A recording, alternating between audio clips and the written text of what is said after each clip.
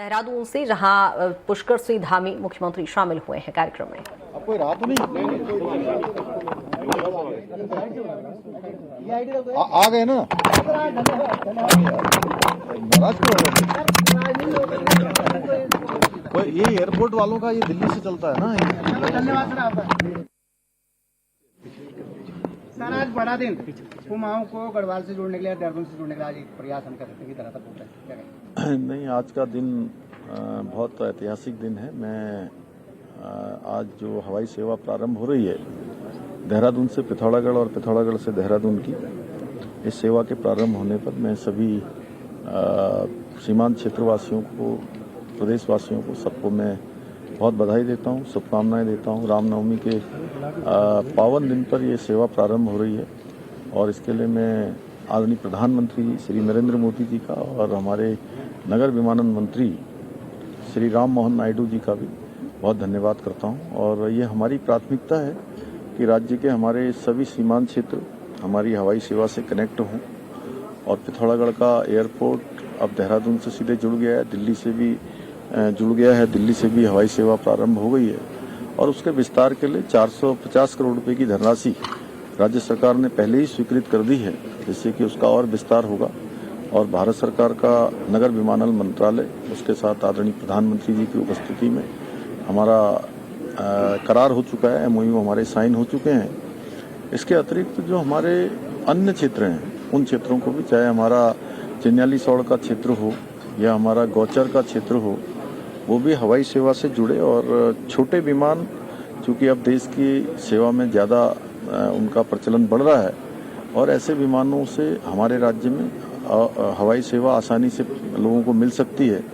तो मैंने अभी एयरलाइंस के जो CMD हैं श्री अमित जी, उनसे भी अनुरोध किया है कि ये सेवा हमारी जो है गौचर के लिए भी चलाई जाए और चिन्याली सौड़ के लिए भी चलाई जाए, क्योंकि हेलीपोर्ट्स हमारे यहाँ काफ़ी बड़ी संख्या में अभी हो गए हैं। हेलीपैड की संख्या पिछले सालों में 118 तक हो गई है। अन्य स्थान भी, चूंकि हमारे यहाँ पर एकमात्र हवाई सेवा एक ऐसा साधन है जो आपदा के समय में किसी को अस्पताल पहुंचाना है या राहत सामग्री पहुंचानी है, उस समय ये जीवन रक्षक की तरह काम करते हैं, लाइफ लाइन की तरह काम करते हैं।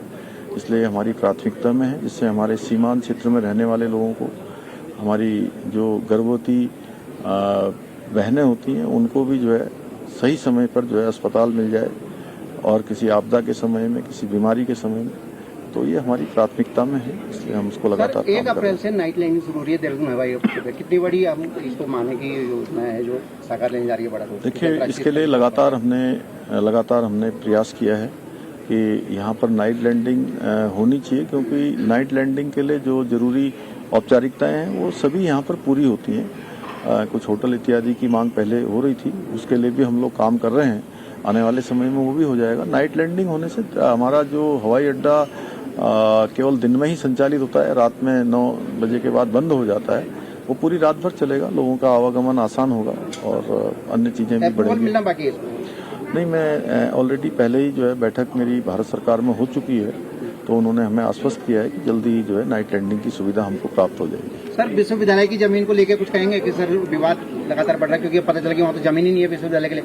देखिए, यहाँ पर हमारे विधायक जी ने कल मुझे अवगत कराया था कि कहीं पर भी, जैसे यहाँ पर हमारे जो टेहरी विस्थापित हैं, जो बांध विस्थापित हैं, सभी लोग हैं और उनकी भी प्राथमिकताएं हैं, लेकिन विश्वविद्यालय बनना चाहिए, वो हमारी प्राथमिकता में हमारी सरकार ने पहले से तय किया हुआ है।